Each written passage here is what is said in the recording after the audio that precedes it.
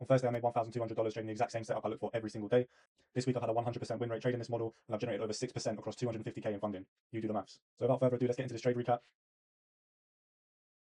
As you can see on the 4-hour chart, I was clearly bearish. My target was for price to take out these lows around the 17,700 area and fill in this inefficiency around the 17,600 area. So with my higher time frame bias now confirmed, all I was waiting for was the price to come into a level of interest on the 1 hour time frame, or I can look to my entry model of a session sweep and look to trade towards the downside.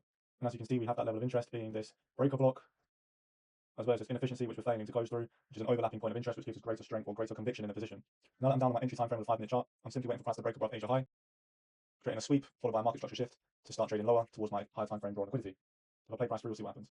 So you can see at 8:15 we get that sweep, and I'm waiting for price to break the most recent low, and after price break, structure to the downside, and then waiting for retracement to catch a minimum 1 to 3 towards previous session lows and also in line with my higher time frame bias. Now that price is broken structure to the downside and we start to see some sort of retracement, pull out my flip tool. So I found my level of entry, I set my limit order at the 55% retracement, my stop's just above the high, and I target a 1 to 3, which aligns really nicely with Asian lows, and also these built up lows here, which we know are another draw for price. So now I'm set up, my limit order is set, I can simply wait for price to either tag me in or not tag me in, and I have zero emotions attached to this trade because I'm purely mechanical, and I know that in the long run my probabilities will play out, they have a high likelihood of being in my favour. So let's play this one out and see what happened. So as you can see, we get the tag in there with a nice rejection straight away, with basically no drawdown whatsoever. Price went straight to the take profit and straight to our previous session low.